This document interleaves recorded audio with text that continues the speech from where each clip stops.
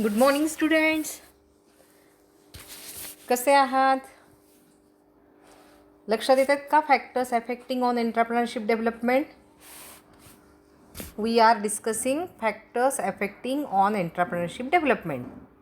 Mainly there are two factors, internal factors and external factors. We discussed all internal factors and we started external factors. Mainly there are four external factors which are affecting on entrepreneurship development, that is social factors, economical factors, political factors and cultural factors. In yesterday's lecture we discuss social factors. Mainly there are five social factors, that is social norms, role model, social pressure, respect and status and security. Today we will discuss the second external factor of entrepreneurship development, that is economic factors. Economic means काय? Economic तुम्हाला subject पण आहे economics, बरोबर. Economics means related with money, बरोबर. मग economic factors काय आहेत? Economic factors are divided into 5 parts, that is capital, labour, raw material, market and infrastructure. Okay, we will discuss one by one. So economic factors are the most direct and immediate influence on the entrepreneurship development. म्हणजे काय आहे की आर्थिक घटक हे सर्वात जास्त परिणाम करणारे, इमिजिएटली इफेक्ट करणारे फॅक्टर्स असतात, because they are related with money only. बरोबर की नाही? पैशाशी रिलेटेड असतात आणि पैसा असेल तरच काय आहे आपल्याला त्याच्याबद्दल, पैसा असेल तरच आपला बिझनेस काय असणार आहे, व्यवस्थित चालणार आहे. ठीक आहे. मग आता आपण वन बाय वन डिस्कस करूया. कॅपिटलबद्दल तुम्ही 11th स्टँडर्डपासून ऐकत आहात, बरोबर. अकाउंटमध्ये कॅपिटल तुम्हाला सगळ्यात अगदी जवळचा शब्द आहे. काय आहे capital means? Capital means the money or the fund which is required to start and run the business.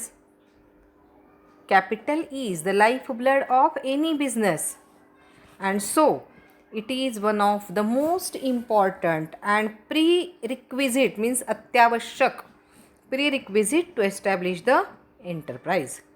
So capital required for production, बरोबर आहे. सगळ्यासाठीच प्रोडक्शन स्टार्ट करायचं असेल, कुठलीही ॲक्टिव्हिटी स्टार्ट करायची असेल तर तुम्हाला काय लागतात? फंड लागतात, तुम्हाला पैसे लागतात, बरोबर. Land, machine, men, raw material etcetera required to produce the goods. So capital is the life blood of any business. Then what are the different types of capital? तुम्ही शिकलेला आहात सगळेजण. कोणते दोन मेन कॅपिटलचे टाईप होते? एक आहे on capital and second borrowed capital. On capital म्हणजे तुमच्याजवळ स्वतःजवळ असणारे पैसे जेव्हा तुम्ही इन्व्हेस्ट करता बिझनेसमध्ये, that is non as on capital. Equity share capital, बरोबर. अँड बॉरोड कॅपिटलमध्ये काय येईल? डिबेंचर्स येतील, व्हेरियस टाईप्सचं लोन येईल, बरोबर. बरं. If adequate capital, adequate means sufficient capital is available at the required time, जेव्हा पाहिजे तेव्हा पैसा जर तुम्हाला मिळाला, the people who have innovative ideas put them into reality. तुमच्याकडे एखादी छान आयडिया आहे की आपण अमुक प्रकारचा एक बिझनेस सुरू करू शकतो असं तुम्हाला वाटत असेल, आणि त्याचवेळी जर तुम्हाला फंड मिळाले, पैसे मिळाले, तर तुम्ही काय करू शकता? तुमची ती आयडिया प्रत्यक्षात आणू शकता, बरोबर आहे की नाही? म्हणजेच काय आहे की कॅपिटलशिवाय कुठलाही बिझनेस स्टार्ट होऊ शकत नाही, आणि ते रिक्वायर्ड टाईमला त्या वेळेतच तुम्हाला तो फंड ॲव्हेलेबल झाला पाहिजे. आता सेकंड आहे लेबर. लेबर म्हणजे काय? Manpower. Okay, another name of labour is manpower. The quantity and quality, बघा दोन शब्द वापरलेत मी, म्हणजे जेवढे पाहिजेत तेवढे लेबर आणि त्यांची क्वालिटी पण. आता क्वालिटी म्हणलं की पुन्हा तिथे काय येईल? स्किल्ड, सेमी स्किल्ड, अनस्किल्ड असे लेबर असतात, बरोबर आहे. मग तुम्हाला कुठल्या प्रकारचे लेबर पाहिजेत? ते पुरेशा प्रमाणात अवेलेबल आहेत का? Influence on entrepreneurship development. खूप वेळा असं होतं की भरपूर काम आहे पण लेबर अवेलेबल होत नाहीत आणि मग काय होतं, त्या दिवशी ते काम होऊ शकत नाही. म्हणजेच काय आहे, labour is also one of the important factor which affecting on entrepreneurship development, which are influencing म्हणू आपण, इन्फ्लुएन्सिंग ऑन एंट्राप्रेनरशिप डेव्हलपमेंट. आता स्किल्ड म्हणजे काय, त्याच्याकडे स्किल असलं पाहिजे. तुम्हाला जे रिक्वायर्ड स्किल आहे, तुम्ही टेक्निकल बिझनेस करत आहात किंवा तुम्ही कुठल्या प्रकारचा बिझनेस आहे तुमचा, त्या प्रकारचं नॉलेज असलेले ह्युमन बिईंग तुमच्याकडे अवेलेबल असले पाहिजेत. सेमी स्किल्ड, काहींना काही पार्ट स्किल येत असतं ते लागत असतात, काहींना अनस्किल्ड, म्हणजे आता समजा बिल्डिंग बांधण्याचं काम आहे, काही अक्कल लागत नाही, विटा व्हायच्या आहेत नुसत्या, माती व्हायची आहे, बरोबर. अनस्किल्ड लेबर तिथे चालू शकतात पण ते अवेलेबल व्हायला पाहिजेत.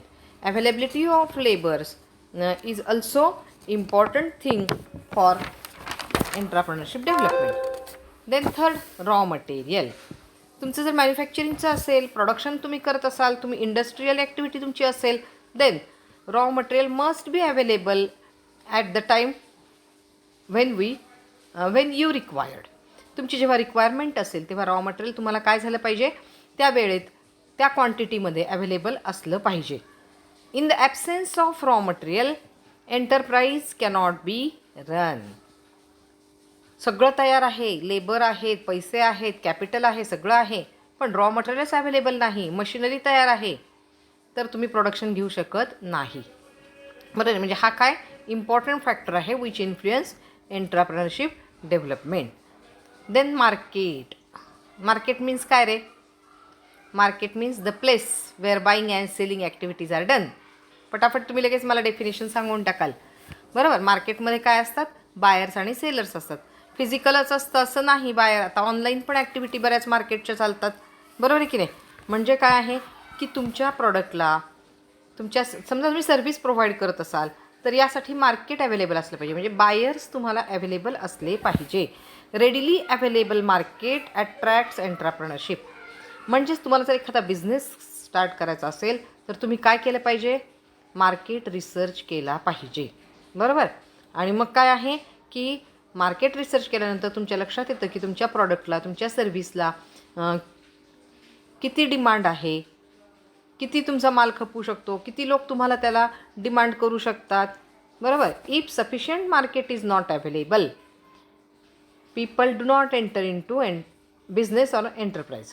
तुम्हाला जसं काहीच मागणी नाही आहे, माल सगळ्यांचा पडून आहे, तर मग तुम्ही त्या बिझनेसमध्ये जात नाही, बरोबर. मार्केट अवेलेबल असलं पाहिजे. आणि लास्ट पॉईंट आहे इन्फ्रास्ट्रक्चर. काय इन्फ्रास्ट्रक्चरचा अर्थ आहे मराठीमध्ये, पायाभूत सुविधा. भूत नाही, पायाभूत म्हणजे काय, इसेन्शियल, अगदी आवश्यक असणारे. मग कोणत्या असतात, बेसिक. आपण इन्फ्रास्ट्रक्चरला आणखी काय नाव देऊया, basic facilities.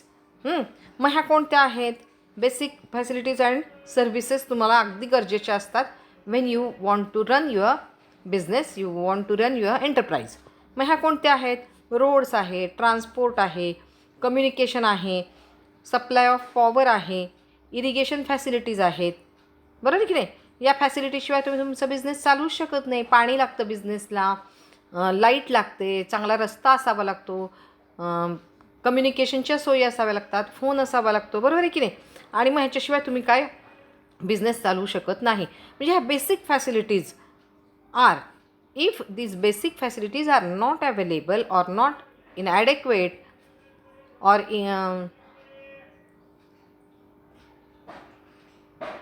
not available to you, then you cannot run your business. So entrepreneurs have to obtain them at their own cost. नसतील तर रस्ते तयार करून घ्यावे लागतात. शक्य आहे का आपल्याला, अगदी खूप मोठे बिझनेस असतील तर त्यांना ते शक्य आहे, छोट्या बिझनेसना ते शक्य नाही. Okay. So this affect on their profit. आणि मग हा सगळा खर्च करायचा, ही कॉस्ट आपल्याला परवडत नाही, त्याचा आपल्या प्रॉफिटवर परिणाम होतो अँड डिस्करेज द एंटरप्रेनरशिप.